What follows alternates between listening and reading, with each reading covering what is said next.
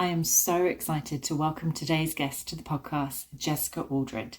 She is CEO of a creative learning charity, a founder of her own needlework business, and she has literally stitched history in that she has embroidered Catherine Middleton, aka the Princess of Wales wedding dress. We talk about why creativity is more than just art.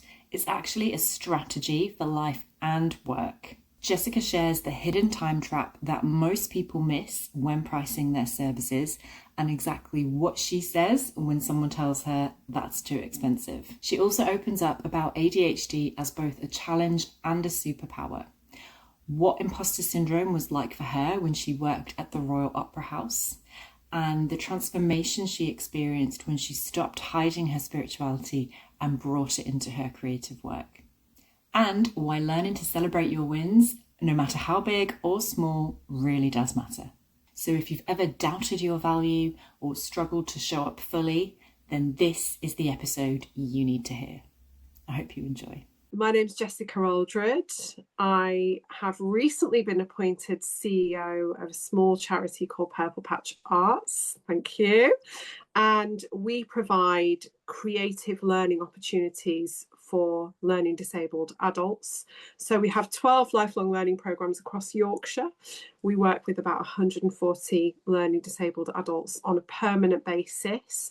And then we also have project and grant funded work. We have training and we have trading avenues to the work that we do as well. And also, very excitingly, we have a groundbreaking Purple research group who are sort of bridging the gap between people with learning disabilities and academic research.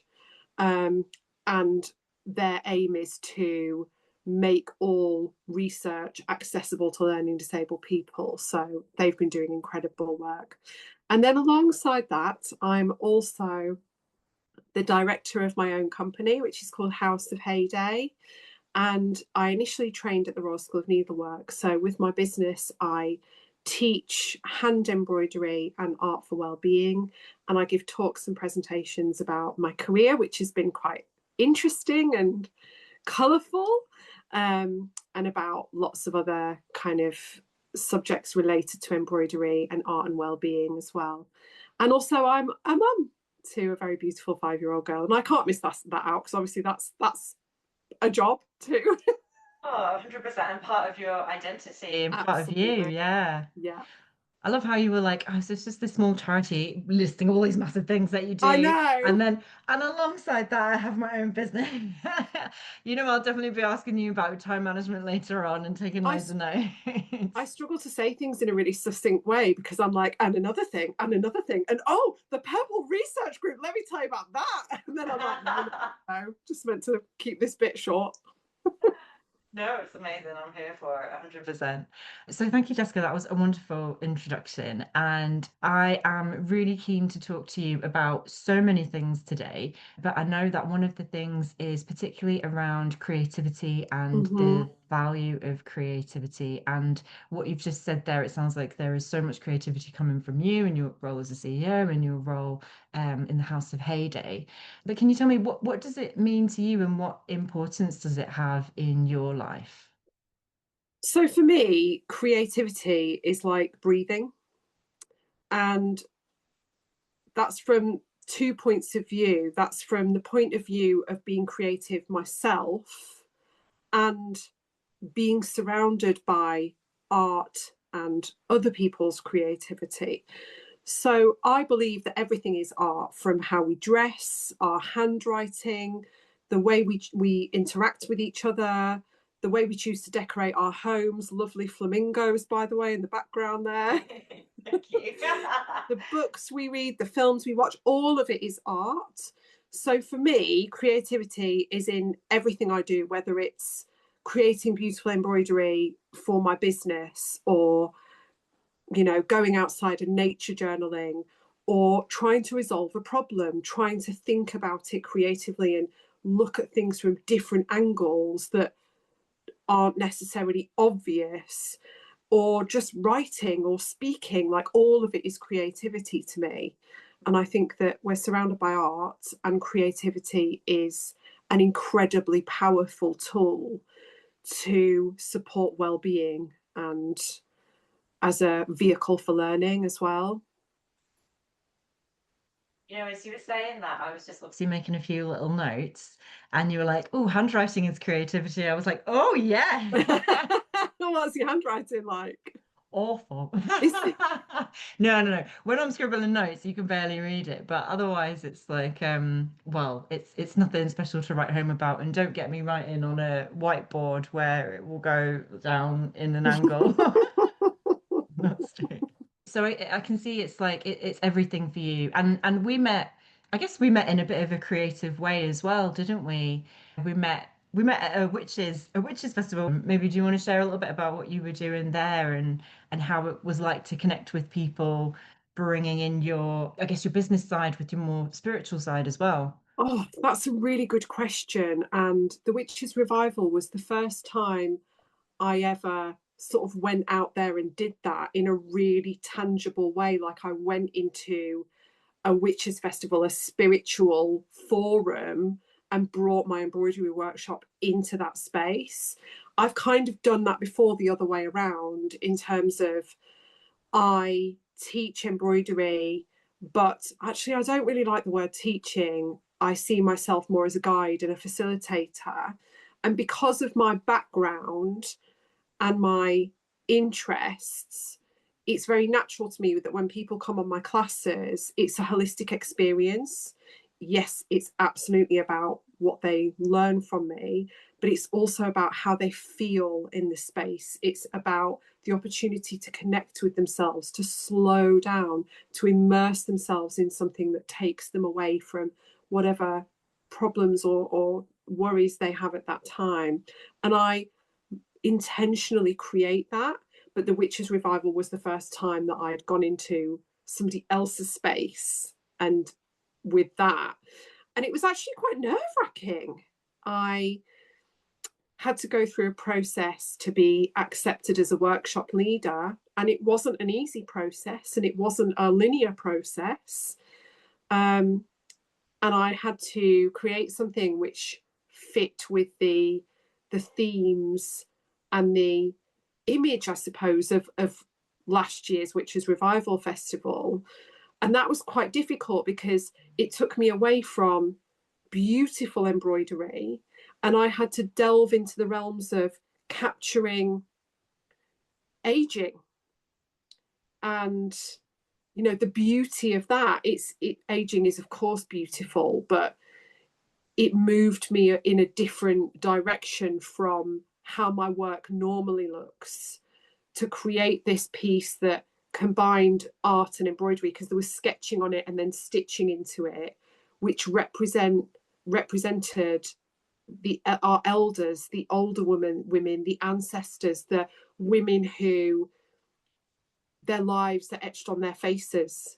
And then to try and capture that in embroidery, yes, it was beautiful, but a very different kind of beauty to what I normally create. So yeah, it was an incredible experience. I'm really glad that I was there. I came away feeling transformed, but it was nerve wracking as well. What was Yeah, that? What was the transformation? Just curious. I my spirituality has always been quite a private thing.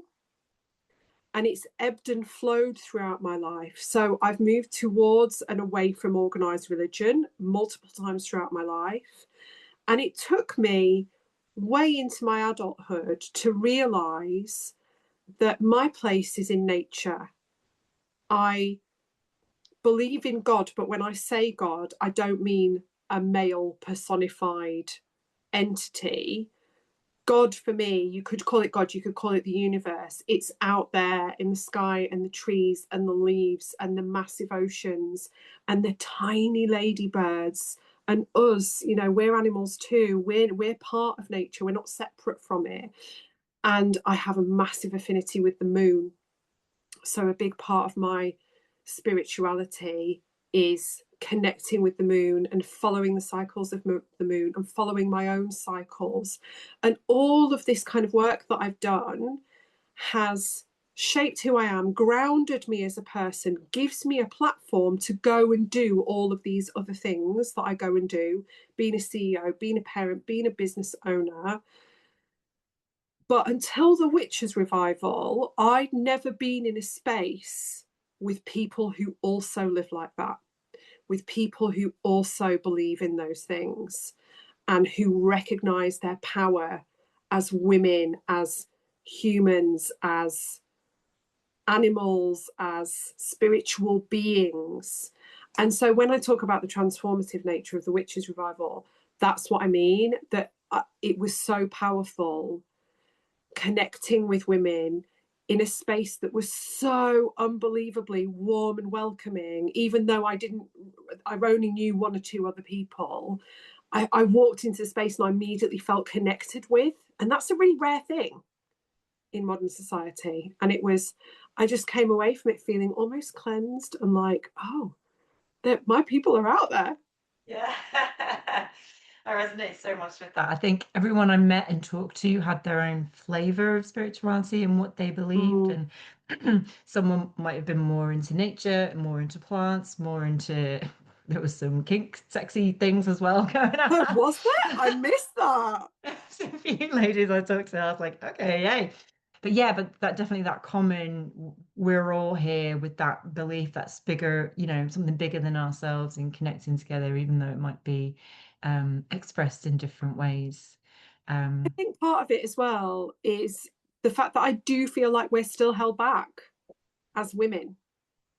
Mhm. The patriarchy is alive and kicking. And I think that it's still very challenging to be a woman in the modern world. There are so many societal expectations and pressures on us. And at the same time, there are so many areas that we're held back. And so to go into a space with other women and feel that power, that collective feminine power, made me realize how powerful we are as a collective and how much beauty and comfort there is in that as well. 100%. We are literally Yeah. the givers of life. Yeah. Yes. And that's Yeah. not to do It's men down at all, of magical. course not. But we're Yeah. incredible. Yeah. Agreed. Yeah. And I love how we've got so off topic straight away. But I think it was, yeah, it is interesting to I've just reflect. got to show you as well that I didn't even think about this, but I put on a really appropriate t-shirt. Ah, I love I it. didn't, yeah, Which it's means just what I'm wearing today. I didn't even think about it this morning. A Sanderson Sisters t-shirt. on point. I'll be honest with you, Jessica, I don't think of myself as a very crafty, handy person. I suppose my creativity for me comes in the form of like writing and Mm-hmm. words. At least that's what feels most accessible to me. What attracted you to needlework and embroidery, and how did you get into it? Because to have your own business now with it, for someone who loves it, that's an absolute dream come true. This is a question that I get asked a lot because you don't get many children saying, when I grow up, I want to be an embroiderer. Like, who says that? So it is a question that I get asked a lot. And as a child, I always wanted to be an artist of some sort. And as I was growing up, I went through various different phases. I was going to be an animator, I was going to be a fashion designer, I was going to be a painter, a sculptor. You kind of go through all of these different phases. But I never really deviated away from wanting to be an artist of some sort. And I feel very lucky in that I had that conviction from a really young age of this is my path. So I went through doing my GCSEs and my A levels. And then when I reached the point of thinking about university, I decided that I didn't want to go and do a university degree in fine art or fashion or whatever I chose to do, because there are thousands of people out there with those qualifications, and there are very few jobs out there.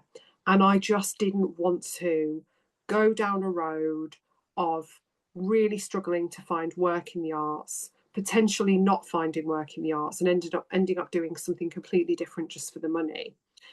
So it feels now like that was quite a mature decision at the age of 17, but I took a step back and thought about my options. And during that period of time, my mum took me to the knitting and stitching show, and the Royal School of Needlework had a stand.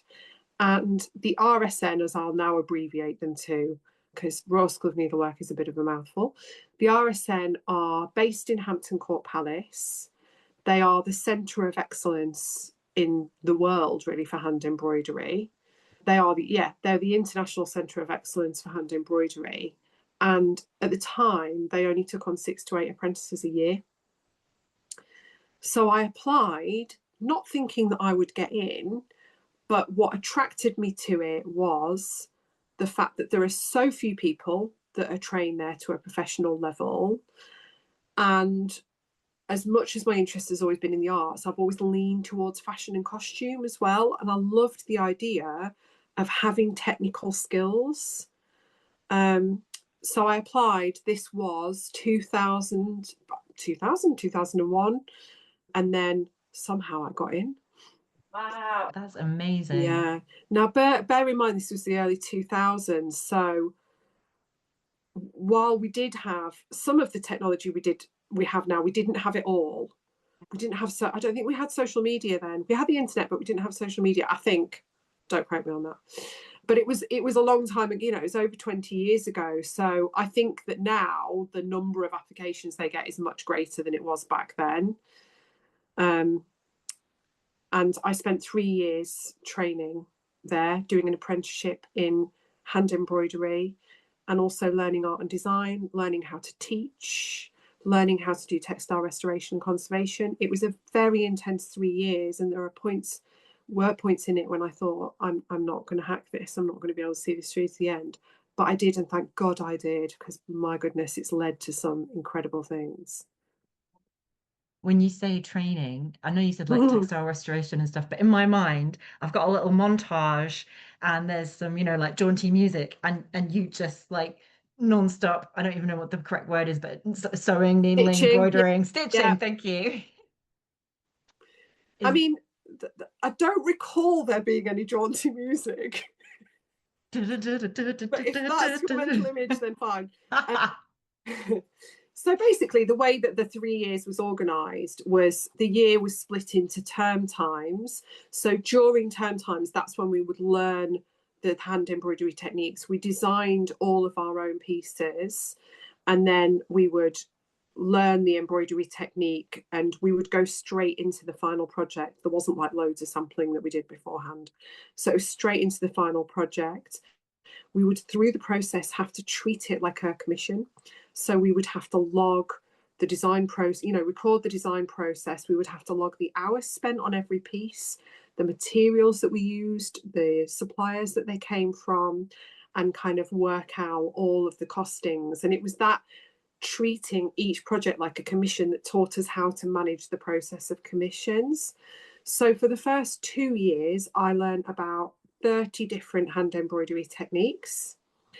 And then outside of term time, when university students would be on holiday, we were in the school studios. So the school has a massive collection of textiles, paper and textiles.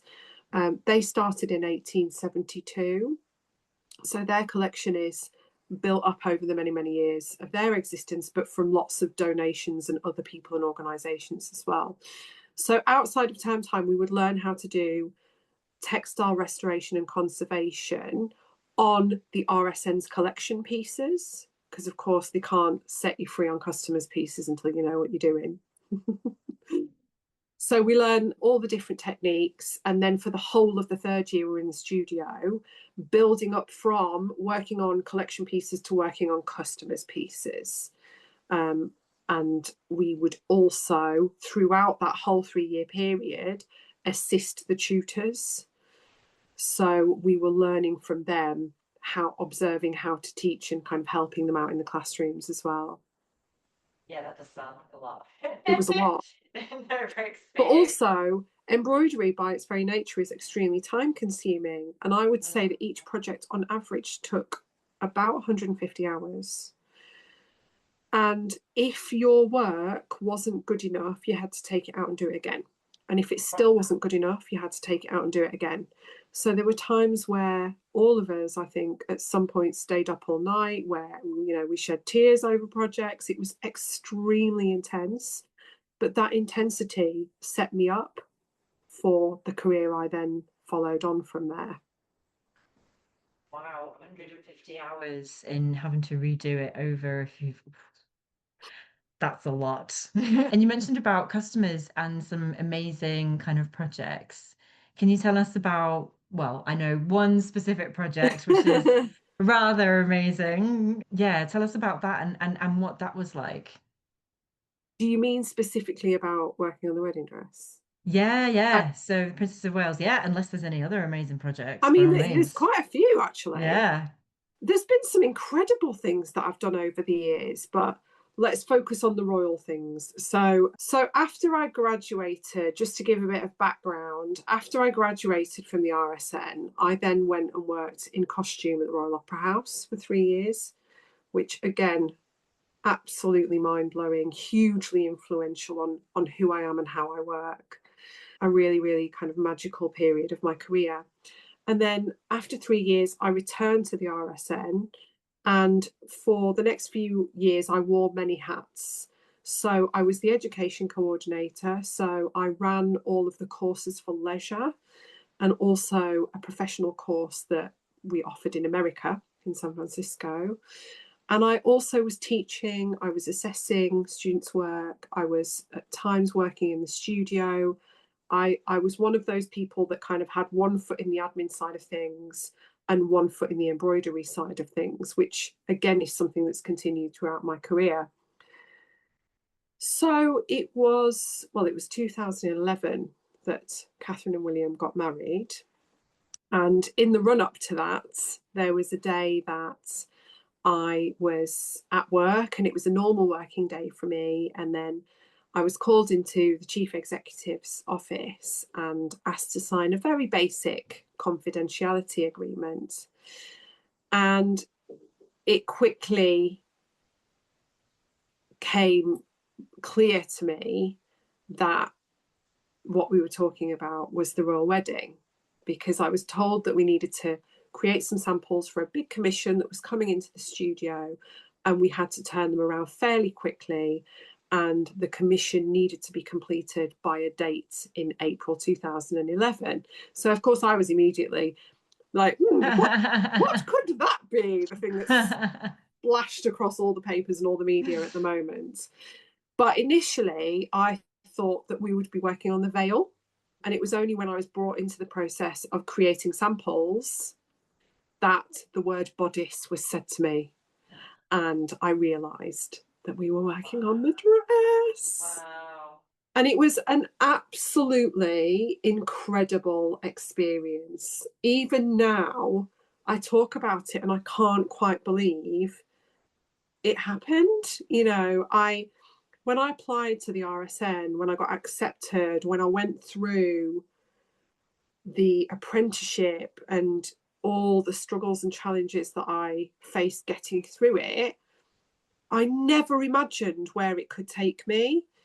And so being brought into the Princess of Wales's wedding dress, Catherine Middleton's wedding dress, and that process was so exciting because, first of all, the world was speculating about it.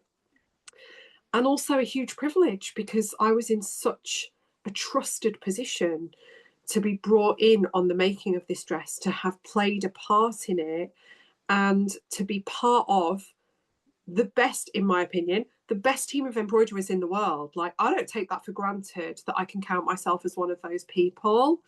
I'm very, very proud of that. And it was an incredible experience. At the time that we were working on the dress, we didn't know who the designer was. And nor did we really speculate about it. We were just getting on with doing the embroidery. But there was a point in time where the dress had left our premises and gone back to the designer's premises. And I was asked to go there and do some work, you know, the finishing touches as the final construction process was happening, kind of the finishing of the embroidery that happened alongside that. And I arrived at this office building in London, still didn't know who the designer was when I arrived, was told just before I went in, it's Alexander McQueen. And then as I walked in, on my left-hand side, the dress was on a mannequin up on a table. And so that was the first time that I actually saw what it was going to look like. And then on my right-hand side, it was the archives of Alexander McQueen, rails and rails as far as the eye could see. It was, I can only imagine, it felt how it must feel to walk into the Vogue wardrobe. And of course, outwardly, I was like, I'm cool, this kind of thing happens to me all the time. And inwardly, I was just like, oh my God, I can't believe this is happening. How am I in the archives of Alexander McQueen working on the royal wedding dress? Like, seriously. I'm so blessed. I know I've worked hard for everything that I've done, but I've also been incredibly blessed with the opportunities that have come my way. You know, sometimes when things are really good, we can self-sabotage or act in ways that maybe prevent us from getting what we want. Have you ever felt that? Because what you're saying is, you know, absolutely incredible, working with the best people on the most amazing, famous dress. Have you ever felt that urge? Does any of that resonate? It does resonate from an imposter syndrome point of view. I have absolutely struggled with that over the years. And the time that was most magnified for me was when I was working at the Royal Opera House. I just graduated from the Royal School of Needlework.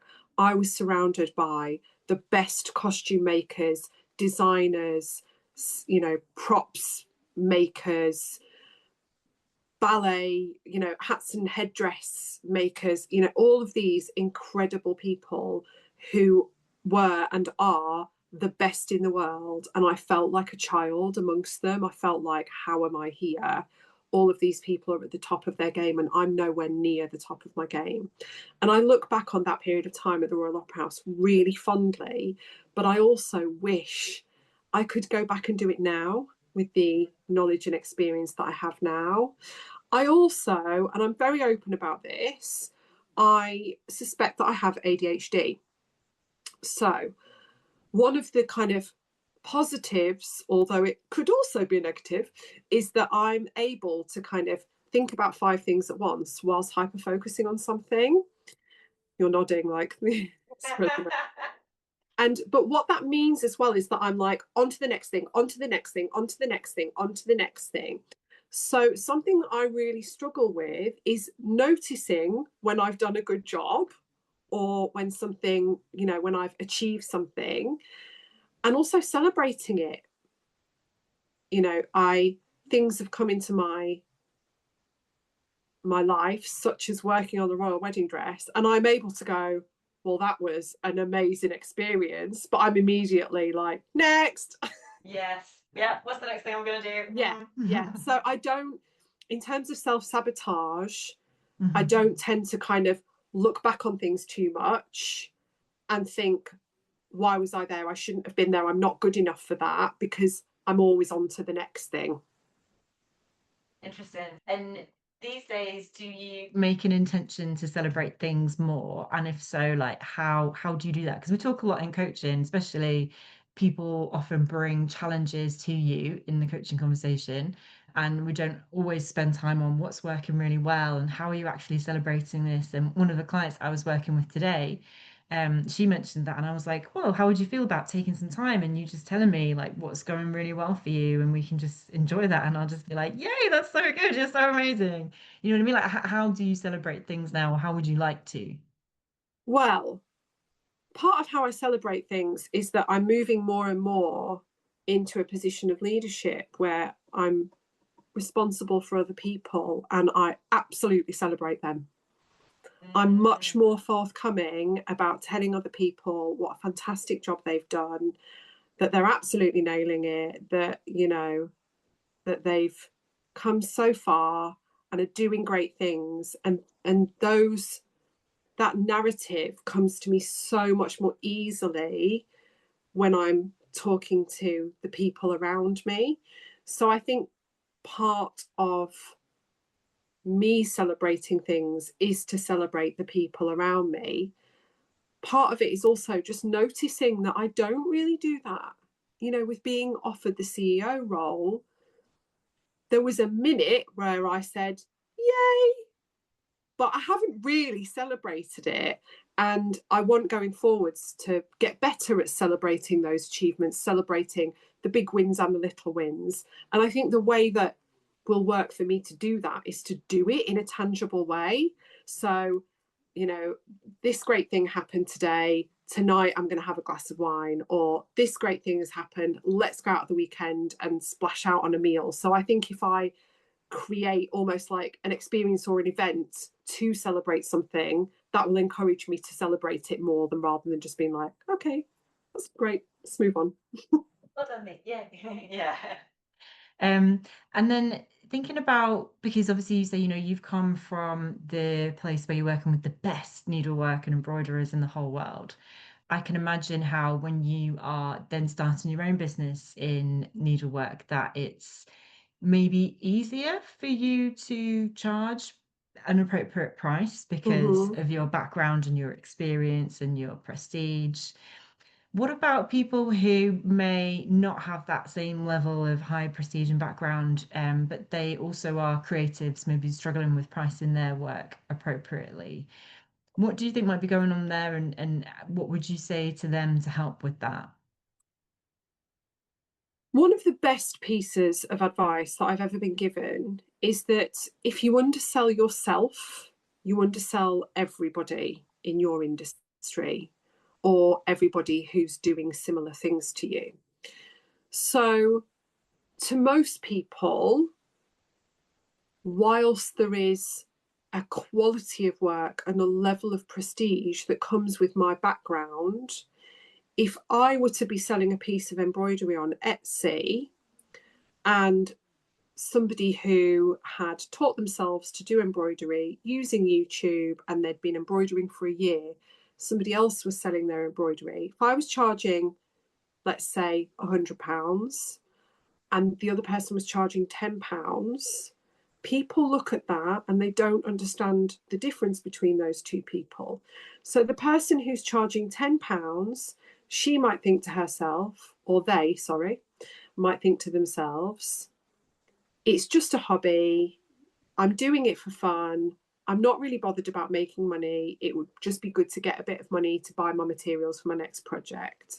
Whereas there are people out there like me and other RSN trained people and other professional embroiderers as well who are relying on this to make a living.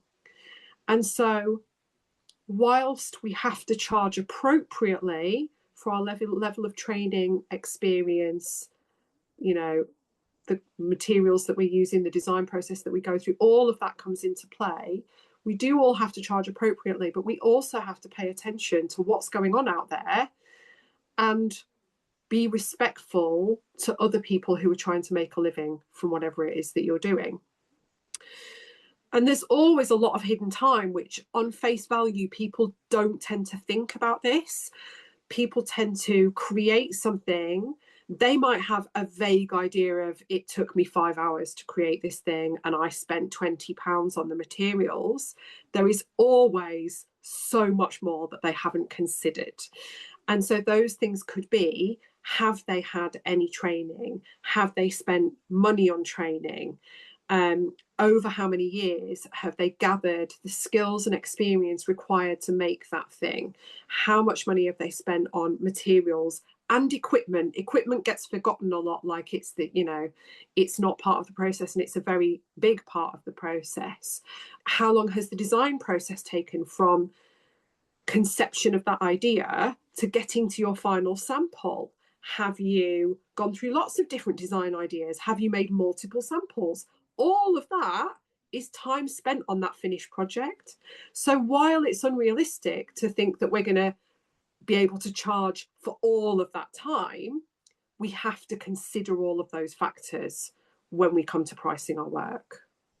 Yes, I'm nodding emphatically. Because I think even, with coaching, people might look at it and think, well, you're just sitting and holding space and listening and asking questions. But like you say, all the work that goes into the training, my qualification, all the hours of practice that have taken me to get to here, like everything, you don't consider that, all the amount of time that you spend trying to work out all the business parts, which is what's my offer going to be and how am I going to do this and all the things that you try and fail. Yeah, absolutely.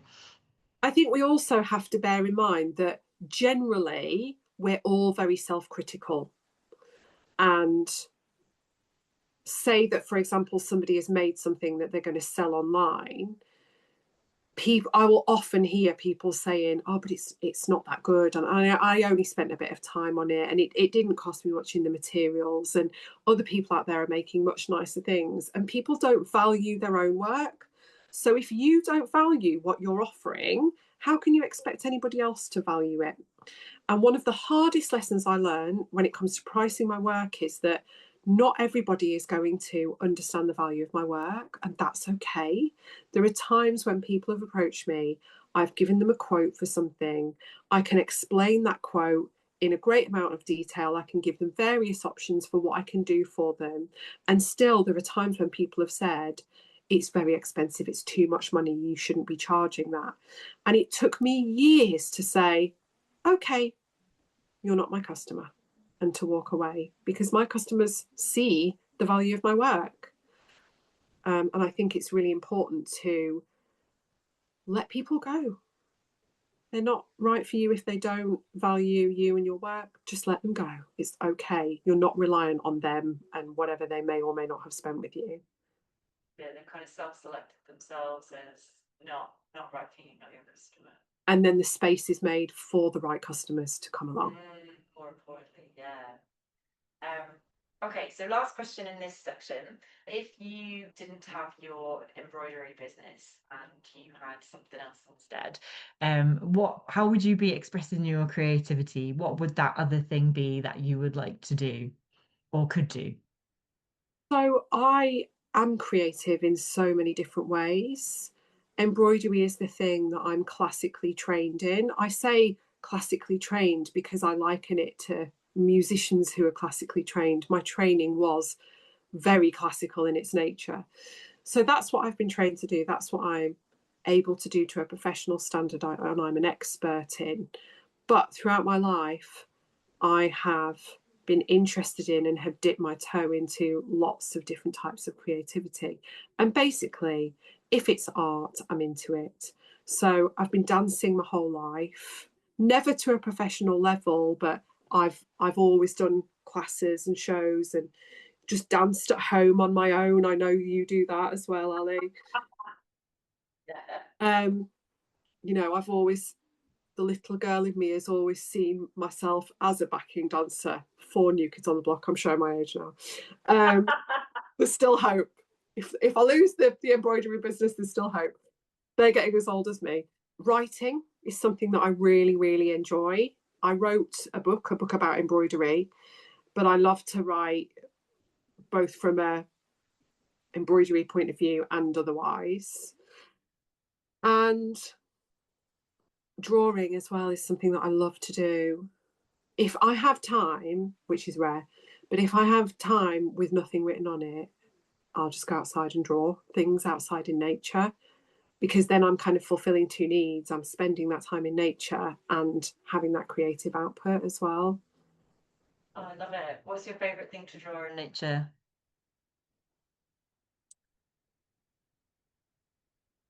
Probably little things.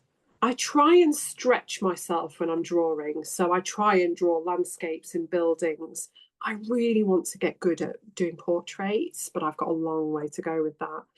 But because I'm an embroiderer, it's really natural to me to focus in on the tiny details, the spots on the ladybird and the veins on a leaf and the pollen in a flower. And so I think that my most comfortable place is to focus in and capture those tiny details. Beautiful. I cannot draw, unfortunately, to save my life. But I've found myself as I'm getting older, I'm calling myself like a little garden perv. So I'm just taking loads of photos of flowers and getting up really close and like seeing the pollen and being like, yeah, well, look at that. I love those memes that you see on Instagram where it was like, you know, in the late 90s, early noughties, it's women in nightclubs like going for it. And then it's like me now on a Friday night and it's a woman like pottering about with her plants, Yeah, hoovering. yeah, exactly. So me. But also, people say to me all the time, I can't sew, I can't draw, I can't, write. My handwriting's awful. Yeah, all of those things. Everything just takes practice. And it's the same. I always use the analogy of cooking and baking. None of us really starts off being able to cook. Some of us can cook better than others. All of us, out of necessity, kind of have to, on the most part. And I remember when I was interviewed at the RSN, looking at the work that they were doing, in particular, a technique called both sides alike, which is the same on the back and the front, and it's one piece of fabric. And I remember looking at that and thinking, there is no way I'm ever going to be able to do that. But everything is a process. So I would encourage people, and I do encourage people to try to look past their own barriers of thinking that they can't do things and know that if something feels exciting, if they have a little fire in them, if they think, oh, I'd love to have a go at that, just do it. Just do it, because the more you practice, the better you get and the more you can overcome those barriers. So true. It's just, yeah, how much practice are you willing to put in and going through that really uncomfortable phase where you feel like everything I do is crap and I'm not very Yeah, good, but we all have to go through that phase. yeah. Mm, amazing.